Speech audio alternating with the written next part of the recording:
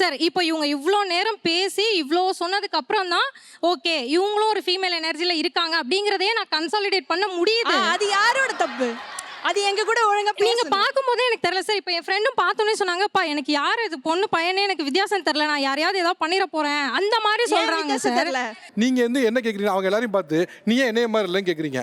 அவங்க நான் ஏன் உன்னைய மாதிரி இருக்கணும்னு கேக்குறாங்க. நீ என்னைய மாதிரி இருந்தா தான் பொண்ணுங்கிறீங்க. அதுதான் அவங்க கேக்குறாங்க. நீ என்னைய மாதிரி தான் பொண்ணு, நீ எப்படி சொல்றீங்க? சரி அப்ப நாங்க சொல்லிட்டுமா? எங்களை மாதிரி இருந்தா தான் பொண்ணு. ஓகே தான் சார், எங்களை மாதிரி இருந்தா தான் பொண்ணு. நீங்க எல்லாருமே சுத்தி சுத்தி ஒரு பாயிண்ட்ல மையமா வந்து நிக்கிறது என்னன்னா, எனக்கு உங்களை பார்க்க ஃபீமேல் மாதிரி உணரல, ஒரு பாய் மாதிரி உணர்றீங்க அப்படிங்க. அவங்க எல்லாத்துக்கும் ஒரே பாயிண்டாக வைக்கிறது என்னன்னா, நான் உங்களை ஏதாவது வச்சு நீ ஃபீமேல் மாதிரி இல்லைன்னு அது சொல்லலை. ஆனால் நீ எல்லாத்தையும் சொல்லிட்டு கடைசியில் நீ பாய் மாதிரி இருக்குன்னு முடிச்சிருங்க. நாங்கள் ஏதாவது ஜட்ஜ்மெண்ட் வைக்கிறோமா? நீங்கள் ஏன் ஜட்ஜ்மெண்ட்டுக்குள்ளேயே தொடர்ந்து போகிறீங்க அப்படிங்க. உதாரணத்துக்கு சொல்லுவோமே, இப்போ நீங்கள் எல்லாம் இருக்கீங்க, ஒவ்வொருத்தரும் ஒரு ஹேர் ஸ்டைலில் இருக்கீங்க. இப்போ யாராவது ஒரு ஹேர் ஸ்டைல், இப்போ இவங்க இருக்காங்கல்ல, இவங்க ஹேர் ஸ்டைலை வச்சு இந்த ஹேர் ஸ்டைலில் இருக்கவங்க தான் பொண்ணு, மற்றவங்களாம் பொண்ணு இல்லைன்னு சொன்னால் என்ன ஆகும்?